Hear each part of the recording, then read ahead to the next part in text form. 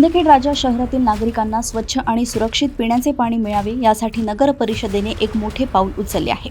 शहराचे लोकनियुक्त नगराध्यक्ष सौरभ विजय तायडे यांनी समयसूचकता दाखवत गेल्या 15 ते 20 वर्षांपासून पिण्याच्या पाण्याच्या मुख्य टाकीमध्ये साठलेला तब्बल 2.5 ते 3 फूट कचरा आणि दूषित गाळ उपसून काढला आहे।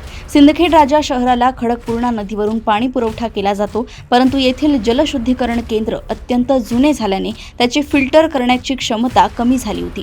त्यामुळे नदीतील गाळ तसेच पाणी शुद्धीकरणासाठी वापरण्यात येणारी तुरटी आणि केमिकल्सचे अंश गेल्या अनेक वर्षांपासून टाकीच्या तळाशी साठत गेले होते। प्रशासनाच्या दीर्घकालीन दुर्लक्षामुळे निर्माण झालेल्या या परिस्थितीमुळे नागरिकांच्या आरोग्याला धोका निर्माण झाला होता।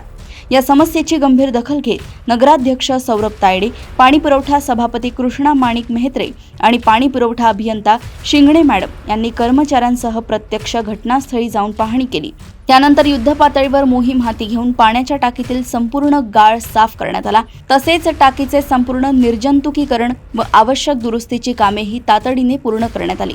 स्वच्छ पाणी निरोगी नागरिक हे ध्येय समोर ठेवून ही कारवाई करण्यात आली असून यापुढे पाणी पुरवठा व्यवस्थेत नियमित स्वच्छता आणि देखभालीची नियोजनबद्ध मोहीम राबवली जाईल अशी ग्वाही नगर परिषद प्रशासनाने दिली आहे।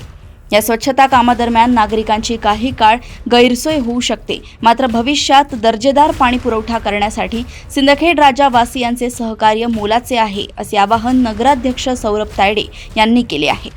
या धडक मोहिमेबद्दल शहरवासियांनी नगराध्यक्ष व त्यांच्या संपूर्ण टीमचे आभार मानले आहेत। सिंदखेड राजा येथून गजानन मेहत्रे यांची रिपोर्ट।